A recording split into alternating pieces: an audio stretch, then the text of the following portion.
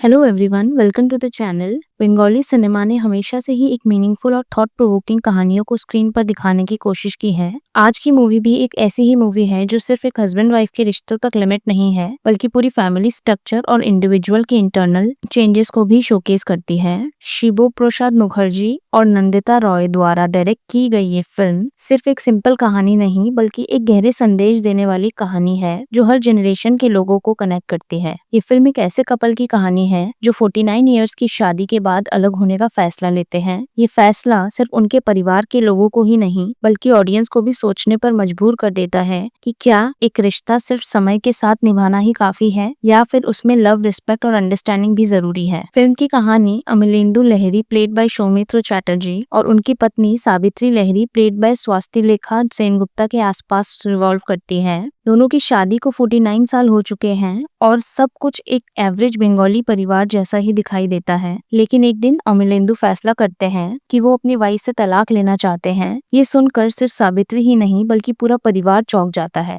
अमलेंदु का कहना है कि शादी एक समय तक निभाना एक फर्ज था, लेकिन अब उसमें कोई भी जज्बात नहीं बचे हैं। वो महसूस करता है कि अब उसके और सावित्री के बीच इमोशनल या इंटेलेक्चुअल कनेक्शन नहीं है। वो कहता है कि उनकी शादी सिर्फ एक सामाजिक और पारिवारिक रिस्पॉन्सिबिलिटी बन चुकी है, जिसमें लव या अटैचमेंट की जगह नहीं बची। इस फैसले के बाद पूरा परिवार टूटने लगता है। बच्चों के मन में भी फियर और अंडरस्टैंडिंग का एक नया दौर शुरू हो जाता है। क्या माँ बाप सच में एक दूसरे के बिना जी सकते हैं? क्या एक लंबी शादी सिर्फ निभाने के नाम है, या उसमें कुछ और भी होना चाहिए? क्या एक लंबी शादी सिर्फ निभाने का नाम है, या उसमें कुछ और भी होना चाहिए? अमलेंदु एक समझदार, सूझबूझ वाला इंसान है जो अपने जीवन के अंतिम चरण में ये महसूस करता है कि उन्होंने जो भी किया बस समाज और परिवार की जिम्मेदारी निभाने के लिए किया। उनका कैरेक्टर बहुत लेयर्ड है। एक तरफ वो एक जिम्मेदार पिता और पति हैं, और दूसरी तरफ वो एक व्यक्ति भी हैं जो अपने लिए जीना चाहता है। सावित्री एक हाउसवाइफ है जो अपने हस्बैंड और बच्चों के लिए जीती रही हैं। उन्होंने कभी भी अमलेंदु के लव और अटैचमेंट पर क्वेश्चन नहीं किया, लेकिन जब अमलेंदु तलाक की बात करते हैं तब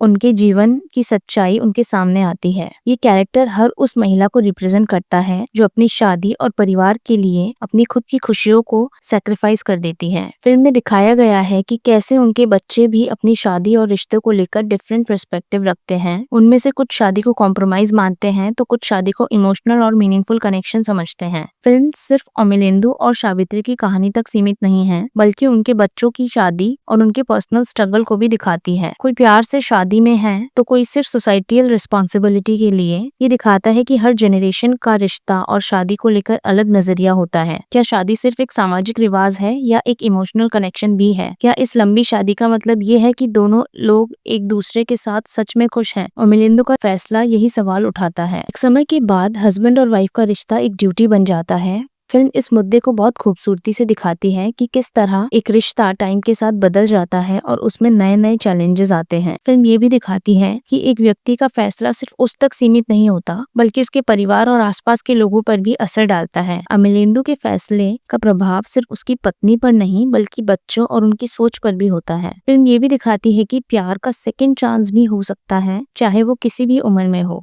अमलेंदु और सावित्री अपनी पुरानी यादों को फिर से जीने लगते हैं और एक नए नजरिए से एक दूसरे को देखने की कोशिश करते हैं। फिल्म का सबसे खूबसूरत हिस्सा इसका क्लाइमैक्स है। जब अमलेंदु और सावित्री एक दूसरे से अलग होने की तैयारी कर रहे होते हैं, तब उनको एक दूसरे के असल इम्पोर्टेंस समझ आती है। जो सोचता था कि उनकी वाइफ के साथ कोई इमोशनल अटैचमेंट नहीं है, उनको समझ आता है कि वह सिर्फ एक आदत नहीं, बल्कि जिंदगी का एक अनमोल हिस्सा है। सावित्री भी ये महसूस करती है कि सिर्फ निभाना ही काफी नहीं होता, रिश्तों में प्यार और सम्मान भी जरूरी है। एंडिंग में दोनों एक नए तरीके से एक दूसरे को देखते हैं और एक नए सफर की शुरुआत करते हैं। फिल्म ने ऑडियंस और क्रिटिक दोनों का ही दिल जीता। ये सिर्फ एक मूवी नहीं, बल्कि एक रिफ्लेक्शन थी हर उस इंसान के जीवन की जो शादी और रिश्तों को लेकर किसी न किसी दौराह पर खड़ा होता है। इस फिल्म ने लोगों को अपने रिश्तों के बारे में सोचने पर मजबूर कर दिया। बेलाशेष एक फिल्म नहीं, बल्कि एक एहसास है जो हर जनरेशन के लोगों से कनेक्ट करता है। ये हमें सिखाता है कि सिर्फ शादी करना और निभाना काफी नहीं, बल्कि उसमें एक दूसरे का सम्मान, प्यार और अंडरस्टैंडिंग भी जरूरी है। और मिलिंदो और सावित्री की कहानी एक मिसाल है कि रिश्ते चाहे जितने पुराने हों, उन्हें नए नजरिए से देखना जरूरी होता है। अगर आपने ये फिल्म अब तक नहीं देखी तो ये एक मस्ट वॉच है जो आपको हंसाएगी भी और रुलाएगी भी। और इसी के साथ हम इस वीडियो को यहीं एंड करते हैं। Thank you for watching. Have a nice day. Like, subscribe और शेयर करना ना भूले इस चैनल को।